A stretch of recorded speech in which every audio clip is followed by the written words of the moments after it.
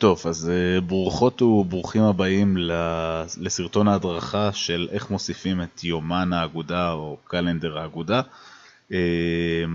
בעיקרון ככה בשתי מילים על יומן האגודה, זו איזושהי דרך של האגודה לעדכן באופן שוטף על מה שנעשה באגודה, על איזה שהם אירועים בימים כתיקונם, אם יש איזשהו הפנינג, אז גם כן תוכלו לדעת באמצעות יומן האגודה. כל דבר שבעצם תרצו לדעת, זה הדרך הכי ישירה של האגודה לעדכן אתכם. אז בעצם איך עושים את זה? איך מוסיפים את הקלנדר של האגודה, את יומן האגודה אליכם, ליומן שלכם בגוגל? אז מה שאתם בעצם צריכים לעשות זה, עכשיו הכינו אותי מראש את הפוסט של קבוצת הפייסבוק של האגודה. אגב, אם עדיין לא הצטרפתם לקבוצת הפייסבוק, אז זה הזמן. יש לנו אמנם דף, אבל בקבוצת הפייסבוק יש לנו הרבה יותר עדכונים. אז עכשיו כשאתם חברים בקבוצת הפייסבוק, הגעתם פה לפוסט של פרסום הקלנדר, אנחנו לוחצים על הקישור שמציע לנו להוסיף את הקלנדר, ומה שיופיע לנו עכשיו זה איזשהו כמו לוח שנה שכזה, מצד ימין למעלה כתוב לוז אגודה, למטה יש לנו פה, אם יורדים ככה לתחתית המסך, יש לנו פה יומן גוגל, ויש לנו איזשהו פלוס קטן.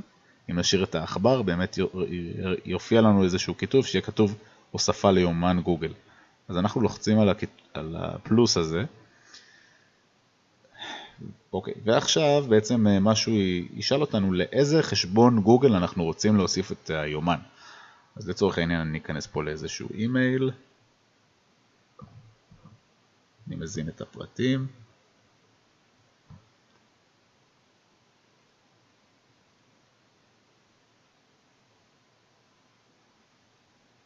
אוקיי. עכשיו מה שקורה זה שמופיע בעצם היומן האישי שלי, והוא מציע לי להוסיף את היומן של האגודה. הוספת יומן, לוז אגודה, זה בעצם היומן, הקלנדר של האגודה.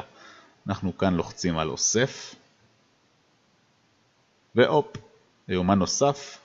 אם אני רוצה לוודא שהיומן באמת יומן האגודה נוסף, אני יורד כאן למטה, ומלבד חגים בישראל, משהו שהוא די גנרי בגוגל שתמיד קיים, יש לנו גם את לוז אגודה.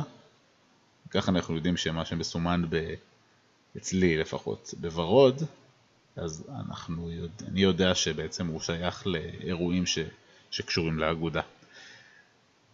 זהו, תודה רבה לכל מי שצפה. אנחנו נשמח לראותכם בשלל אירועים כשיגיע היום. תודה רבה, אגודת הסטודנטים שלכם ובשבילכם.